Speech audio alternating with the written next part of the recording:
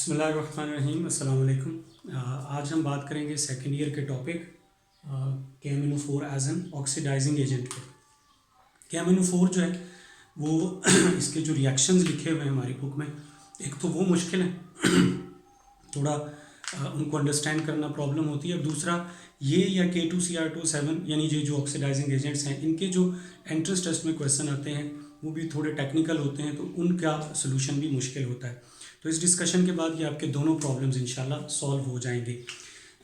KMnO4 जो है, पहले तो मैं आपको बताऊं कि 3 तरह के सॉल्यूशंस में इसको ऑक्सीडाइजिंग एजेंट के तौर पे डिस्कस किया जा सकता है। न्यूट्रल सॉल्यूशन में भी ऑक्सीडाइजिंग एजेंट है, बेसिक में भी और एसिडिक में भी। बट सिर्फ ये बात है कि न्यूट्रल सॉल्यूशन में इसकी ऑक्सीडाइजिंग पावर एसिडिक सॉल्यूशन से कम होती है और बेसिक सॉल्यूशन में सबसे कम होती है। देखें, न्यूट्रल सॉल्यूशन में MnO4 +7 ऑक्सीडेशन स्टेट से MnO2 यानी मैंगनीज की +4 ऑक्सीडेशन स्टेट में चेंज होता है। MnO4 -1 चेंज होता है MnO2 में, +7 से +4 में 3 इलेक्ट्रॉन्स का डिफरेंस है, इसलिए 3 इलेक्ट्रॉन ऐड किए। बाकी इक्वेशन बैलेंस की है आयन इलेक्ट्रॉन मेथड से, 4 ऑक्सीजन 2 ऑक्सीजन, तो 2 वाटर ऐड कर दिए ऑक्सीजन बैलेंस करने के लिए, हाइड्रोजन बैलेंस करने के लिए H पॉजिटिव ऐड कर दिए, चार्ज बैलेंस करने के लिए इलेक्ट्रॉन ऐड कर दिए। तो 3 इलेक्ट्रॉन का डिफरेंस है, लिहाजा ये 3 इलेक्ट्रॉन हमने ऐड किए। बेसिक सॉल्यूशन में MnO4 -1 चेंज होता है MnO4 -2 में, यानी पोटेशियम पर मैग्नेट चेंज होता है पोटेशियम मैग्नेट में, यानी K2MnO4 चेंज होता है MnO4 चेंज होता है K2MnO4 में। इसका मतलब ये हुआ कि यहाँ पे इलेक्ट्रॉन का डिफरेंस सिर्फ एक का है, +7 से +6। ग्रीन कलर का सोल्यूशन होता है +6 पे मैंगनीज का, तो 1 इलेक्ट्रॉन हमने ऐड कर दिया। एसिडिक सोल्यूशन में ये सबसे अच्छा ऑक्सीडाइजिंग एजेंट है MnO4। एसिडिक सोल्यूशन में चेंज होता है Mn+2 में, Mn+2 लोएस्ट स्टेबल स्टेट है, Mn+7 highest stable possible state है। तो +7 से +2 यानी 5 इलेक्ट्रॉन्स का डिफरेंस है, इसलिए 5 इलेक्ट्रॉन ऐड कर दिए। ये इक्वेशन आप याद कर लीजिए, याद करने की ज़रूरत नहीं है, हमें समझ होनी चाहिए। देखें, MnO4 Mn2 में चेंज होता है, बाकी बैलेंस किया हुआ है, 4 ऑक्सीजन है, 4 वाटर ऐड कर दिए, 8 हाइड्रोजन है, 8 H पॉजिटिव ऐड कर दिए, +7 चार्ज इस साइड पे है, +2 चार्ज इस साइड पे है, 5 का डिफरेंस है, 5 इलेक्ट्रॉन ऐड कर दिए। सो सबसे अच्छा ऑक्सीडाइजिंग एजेंट ये एसिडिक सोल्यूशन में है, उसके बाद ये न्यूट्रल सोल्यूशन में, और सबसे वीक ऑक्सीडाइजिंग एजेंट ये बेसिक सोल्यूशन में। एक बात हुई, अब हमारी बुक में इसको बेसिक मीडियम और एसिडिक मीडियम 2 तरह से ऑक्सीडाइजिंग एजेंट के तौर पे डिस्कस किया गया है। तो बेसिक मीडियम में इसकी जो एक्चुअली जो सोल्यूशन का जिसकी इक्वेशन लिखी हुई है वो कोल्ड डाइल्यूट अल्कलाइन सोल्यूशन है, जिसको बेयर्स रीजेंट भी कहते हैं। डाइल्यूट 1% के MnO4 का सोल्यूशन होता है, तो उसमें अल्कली की कॉन्सेंट्रेशन यानी जो आपकी बेस है वो बहुत कम होता है, वाटर ज़्यादा होता है। तो कोल्ड डाइल्यूट के MnO4 में KMnO4 पहले चेंज होता है +6 में, यानी इसमें इसमें इसके बाद ये चेंज हो जाता है न्यूट्रल सोल्यूशन यानी वाटर ज़्यादा होने की वजह से, इसके बाद ये चेंज हो जाता है MnO2 में, O2 +4 ऑक्सीडेशन स्टेट में। इसका मतलब ये हुआ कि KMnO4 cold dilute alkaline KMnO4 में के सोल्यूशन में KMnO4 चेंज होगा MnO2 में। ओके, 2 पोटेशियम 2 KOH 2 मैंगनीज इसलिए 2 लिखा, 4 + 2 6 ऑक्सीजन, 8 + 1 9 ऑक्सीजन, तो 3 नेसेंट ऑक्सीजन आ गए। नेसेंट ऑक्सीजन, ये इक्वेशन आपको ये अच्छी तरह से समझनी है, याद करनी है। जब ये अल्कलाइन सोल्यूशन में बेसिक मीडियम में ये यूज़ होता है ऑक्सीडाइजिंग एजेंट, तो इसकी ये इक्वेशन आप सामने रखें, बस वो लिखें कि कौन किस में ऑक्सीडाइज होता है, इक्वेशन बैलेंस हो जाएगी। अभी हम इसको देखें। एसिडिक मीडियम में KMnO4 जो है H2SO4 इसका सोल्यूशन है, K2SO4 MnSO4 वाटर, ये 3 प्रोडक्ट्स तो ज़रूर बनती हैं, K2SO4 MnSO4 और वाटर। अगर K2Cr27 में लिखेंगे तो उसमें MnSO4 की जगह Cr2SO4 थ्राइस बन जाएगा, लेकिन ये 3 चीज़ें बनेगी। 4th one is nascent oxygen. अब देखें, ये हमें याद रखना है कि नेसेंट ऑक्सीजन तो एंड पे आएंगे, बैलेंस कैसे करना। KMnO4 में क्योंकि देखें इस तरफ K2SO4 है, 2 पोटेशियम, इसलिए यहाँ 2 लिखना पड़ा। जैसे 2 लिखा, मैंगनीज भी 2 हो गए, तो Mn के साथ भी 2 लिखा। बैलेंस कैसे हमने किया वो मैं आपको बता रहा हूँ। फिर इसके बाद बेटे हाइड्रोजन क्योंकि इस तरफ 6 हैं तो इसलिए 3 वाटर लिखा। अब ऑक्सीजन देखिए, 8 + 12 20, इस तरफ 4 + 8 12 12 + 3 15, तो बाकी 5 क्या है, नेसेंट ऑक्सीजन। तो एसिडिक और बेसिक मीडियम में इसकी जो नेसेंट ऑक्सीजन वाली इक्वेशन है, या ये जो इलेक्ट्रॉन वाली इक्वेशन है ये वाली आप याद कर लीजिए, तो इसके 50% काम आपका हो गया। ये आपने ध्यान में रखना है। अब पहले मैं बेसिक मीडियम में इसकी कुछ एग्जांपल्स कैसे सॉल्व की वो बताऊंगा, फिर एसिडिक मीडियम। बेसिक मीडियम में ये इक्वेशन आपको याद होनी चाहिए, ये वाली, जिसमें 3 नेसेंट ऑक्सीजन है। अब जब ये अनसैचुरेशन डिटेक्ट करता है, जिसे बियर्स टेस्ट भी कहते हैं, तो हमें पता है कि अल्कीन यानी इथाइलिन चेंज होता है इथाइलिन ग्लाइकोल में। ये हमने लिख लेना है, इथीन चेंज होता है इथाइलिन ग्लाइकोल में। ठीक है, अब इस इक्वेशन को बैलेंस करना है उसके साथ नेसेंट ऑक्सीजन प्रोड्यूस करके बैलेंस करने के लिए।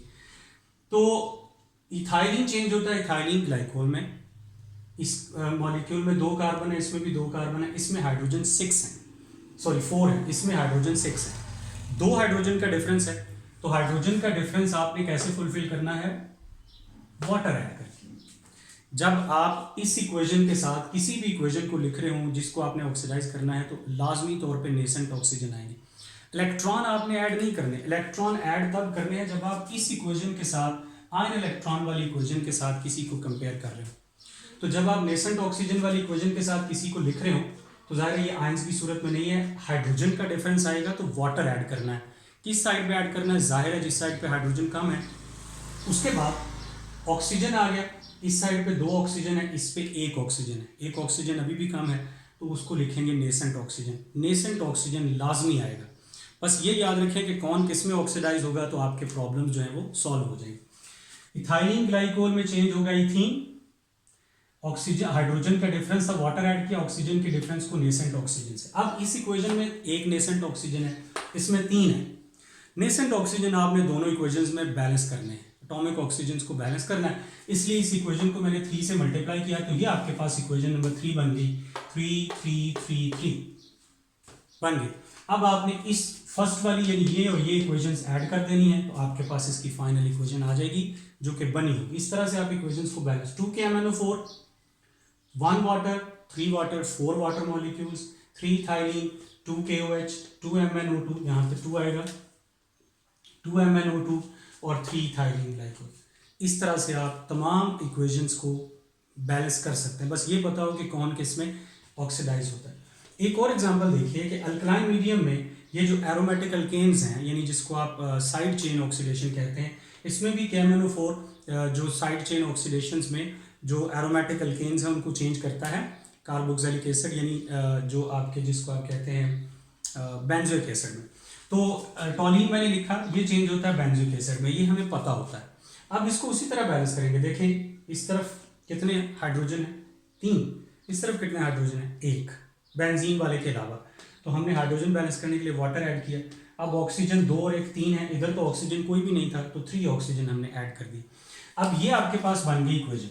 तो इसके साथ आपने इसको लिखना है, इसमें ऑलरेडी 3 ऑक्सीजन है, इसमें भी 3 है, तो एज सच इनको ऐड कर दें, आपकी फाइनल इक्वेशन आ जाएगी। जिसको भी आपने याद रखना है, बस ये याद रखना है कि कौन किस में ऑक्सीडाइज होता है। तो 2 रिएक्शन है हमारी बुक में, साइड चेन ऑक्सीडेशन वाला और इथाइलिन ग्लाइकोल वाला। इथाइलिन ग्लाइकोल वाला बड़ा इंपॉर्टेंट क्वेश्चन भी। अब मैं बात करता हूँ KMnO4 as an oxidising agent in acidic medium, चाहे वो टाइट्रेशन में हो या ऑर्गेनिक केमिस्ट्री में हो, हम इसको KMnO4 को as an oxidising agent acidic medium में किस तरह से डिस्कस करेंगे। तो एसिडिक मीडियम को के लिए आपको ये इक्वेशन याद होनी चाहिए जो मैं लिख रहा हूँ जी। मैं लिख रहा हूँ KMnO4, चले इसको मैं साथ बैलेंस भी करना बता देता हूँ। ये चेंज होता है एसिडिक मीडियम में MnSO4 में प्लस H2SO4 है, दूसरी चीज बनती है K2SO4, तीसरी चीज बनती है वाटर, एंड फोर्थ वन जो है वो ऑक्सीजन होंगे। वो देखें कैसे आते हैं। पोटेशियम इस तरफ 1 है, उधर 2 है, सो 2 से मल्टीप्लाई कर दिया। मैंगनीज 2 हो गए, 2 से मल्टीप्लाई कर दिया। इसी तरह से इस तरफ अब 2 और 1 3, 1 सल्फेट और 2 सल्फेट, 3 टोटल सल्फेट हैं, इसको 3 से मल्टीप्लाई कर दिया। ऑक्सीजन 6 है, तो वाटर के साथ हमने 3 पहले से मैंने लिख दिया है। अब ऑक्सीजन इस साइड पे 5 ऑक्सीजन का डिफरेंस है, तो 5 नेसेंट ऑक्सीजन लिख दिए जैसे पहले मैंने बताया। ये इक्वेशन आप अच्छी तरह से समझ लीजिए, याद कर लीजिए। एसिडिक मीडियम में हमेशा इसकी यही इक्वेशन यूज़ होगी। यही इक्वेशन आपको बताएगी कि मैंगनीज कितनी ऑक्सीडेशन स्टेट में कितनी से चेंज हुआ है, ऑक्सीडाइजिंग एजेंट कौन है, रिड्यूसिंग एजेंट कौन है, कितने मॉलिक्यूल को ऑक्सीडाइज कर सकता है वगैरह वगैरह सब कुछ यही बताएगा। अब देखिए, अब इसमें आपको पहली चीज जिसको ऑक्सीडाइज करना है वो है, फर्स्ट कीजिए जी फेरिक्स, आप कह लीजिए कौन सी है, ऑक्सैलिक एसिड इंपॉर्टेंट है, ऑक्सैलिक एसिड C2H2O4। बस याद ये रखना है कि KMnO4 ऑक्सीडाइजिंग एजेंट के तौर पे जो ऑक्सैलिक एसिड है इसको चेंज करता है कार्बन डाइऑक्साइड में। बस बाकी बैलेंस करेंगे, ऐड करेंगे, फाइनल इक्वेशन आ जाएगी। देखें कितने कार्बन है, 2 से मल्टीप्लाई कर दिया, कार्बन ऑक्सीजन बैलेंस हो गए। हाइड्रोजन का डिफरेंस कैसे फुलफिल करते हैं, वाटर ऐड करके, वाटर ऐड कर दिया। ऑक्सीजन इस तरफ 4 इस तरफ 5 हो गए, तो क्या करेंगे, नेसेंट ऑक्सीजन लिखेंगे। ठीक है जी, नेसेंट ऑक्सीजन लिखेंगे क्योंकि इसमें एक ऑक्सीजन है उसमें 5 है, इसको 5 से मल्टीप्लाई करेंगे तो आपके पास, इसको 5 से मल्टीप्लाई करेंगे और ऐड कर देंगे तो फाइनल इक्वेशन हमारे पास आ जाएगी। अब एक और बात यहाँ से ध्यान में रखनी है, एक क्वेश्चन पूछा जाता है KMnO4 ऑक्सैलिक एसिड के कितने मॉलिक्यूल को ऑक्सीडाइज कर सकता है। KMnO4 का एक formula unit, 1 mole of KMnO4 can oxidise how many moles of oxalic acid, तो 5 मोल्स। जब इक्वेशन बैलेंस होगी तो कितने मोल्स को ऑक्सीडाइज कर सकता है। अगर आप इस मेथड को देखें तो आपकी जो टाइट्रेशन में, रिडॉक्स टाइट्रेशन में इक्वेशंस हैं जो बड़ी मुश्किल होती हैं, तो वो भी आप खुद से लिख सकते हैं। अभी हम उसमें से भी एक करेंगे। देखें दूसरी चीज, दूसरा जो जिसको ये चेंज करता है वो हाइड्राजीन, N2H4 हाइड्राजीन को चेंज करता है नाइट्रोजन में, वो इक्वेशन वही रहेगी। ठीक है, बस ये याद रखना है कि कौन किस में ऑक्सीडाइज होता है। हाइड्राजीन नाइट्रोजन में चेंज हो गया। अब इस इक्वेशन को बैलेंस कीजिए। हाइड्रोजन बैलेंस करने के लिए हमने वाटर ऐड कर दिया, क्योंकि 4 हाइड्रोजन थे इसलिए 2 वाटर, 2 ऑक्सीजन आ गए इस साइड पे, 2 नेसेंट ऑक्सीजन, O2 नहीं लिखना, नेसेंट ऑक्सीजन लिखने। अब इस इक्वेशन में 2 नेसेंट ऑक्सीजन है, इस इक्वेशन में 5 नेसेंट ऑक्सीजन है, तो क्या करेंगे, हाइड्राजीन वाली इक्वेशन को 5 से मल्टीप्लाई करेंगे, इस इक्वेशन को 2 से मल्टीप्लाई करेंगे और दोनों को ऐड कर देंगे, वो आपकी फाइनल इक्वेशन आ जाएगी। फिर इसके बाद तीसरी चीज जो है ये याद रखना है कि ये फेरस सल्फेट को, FeSO4 को चेंज करता है Fe2SO4 थ्राइस में, फेरस को फेरिक में चेंज करता है, +2 को +3, आयरन की 2 ही ऑक्सीडेशन स्टेट स्टेबल, +2 +3, तो +2 को +3 में चेंज करता है। इस इक्वेशन को बैलेंस करने के लिए देखिए 2 आयरन है 2। अब यहाँ पे हाइड्रोजन का डिफरेंस तो नहीं, लेकिन SO4 आयन, सल्फेट आयन का डिफरेंस आ गया। SO4 3 है, SO4 2 है। अब हमें SO4 ऐड, हमने यहाँ पे वही चीज, ये नहीं कि हम यहाँ +SO4 लिख दें, वही रिएक्टेंट या प्रोडक्ट ऐड करना है, इस साइड पे लिखना पड़ेगा हमें जो यहाँ पे मौजूद है। जाहिर है हम या KMnO4 लिख सकते हैं या H2SO4 लिख सकते हैं। तो सल्फेट आयन किस में है, H2SO4 में, लिहाजा एक H2SO4 कम था, आपने एक सल्फेट आयन कम था, आपने सल्फेट आयन बैलेंस करने के लिए क्या लिखा, H2SO4। अगर कहीं इस साइड पे आपके पास जो है वो फर्ज कीजिए पोटेशियम का डिफरेंस हो तो K2SO4 लिखेंगे। इस तरह से हम इसको बैलेंस करेंगे। अब हाइड्रोजन का डिफरेंस आ गया तो हमने वाटर लिख दिया। अब ऑक्सीजन का डिफरेंस आ गया, ऑक्सीजन देखिए इस साइड पे 8 + 4 12, 4 3 12, तो एक ऑक्सीजन का डिफरेंस है, तो मैं यहाँ पे एक नेसेंट ऑक्सीजन लिख देता हूँ।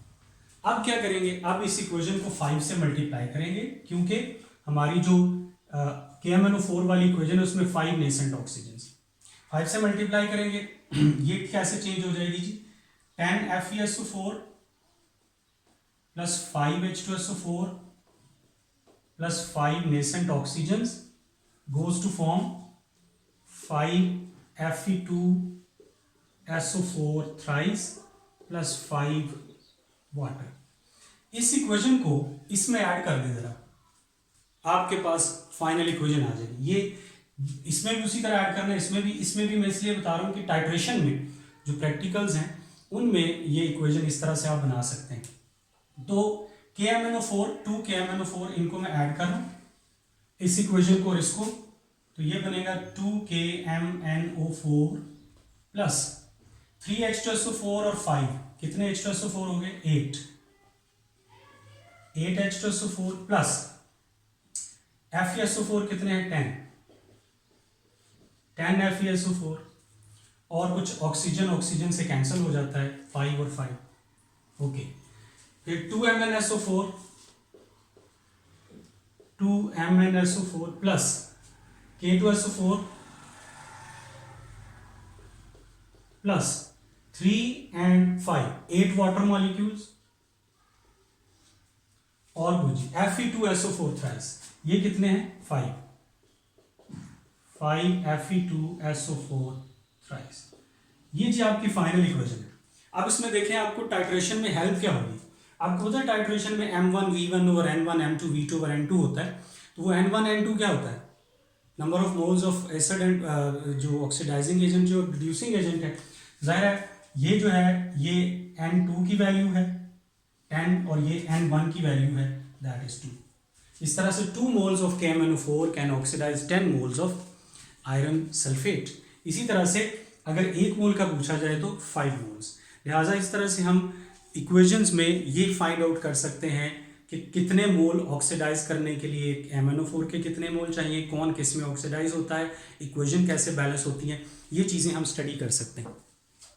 अब इससे रिलेटेड कुछ क्वेश्चंस जो कि एंट्री टेस्ट से रिलेटेड है, इस टॉपिक से रिलेटेड या इस तरह की किसी भी टॉपिक से रिलेटेड, एक बात तो आपको मैं एक थोड़ी सी चीज़ और मैं आपके साथ शेयर करूं कि आप इसकी ये वाली इक्वेशन लिख के इसके साथ भी बैलेंस कर सकते हैं। MnO4-1 ये चेंज होता है Mn+2 में, एसिडिक मीडियम की बात कर रहा हूँ, plus 4H2O plus 8H positive plus 5 electrons.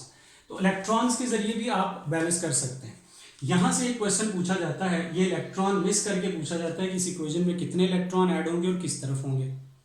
इसको रिवर्स करके भी किया जा सकता है कि ये इधर लिखा हो, ये इधर लिखा हो, कितने इलेक्ट्रॉन होंगे ऐड और किस तरफ होंगे। इस इक्वेशन में Mn की ऑक्सीडेशन स्टेट का डिफरेंस कितना होता है। इस इक्वेशन में मैंगनीज ऑक्सीडाइज होता है, रिड्यूस होता है, मैंगनीज रिड्यूस होता है +7 से +2 में। इस इक्वेशन में ऑक्सीडाइजिंग एजेंट कौन है? KMnO4।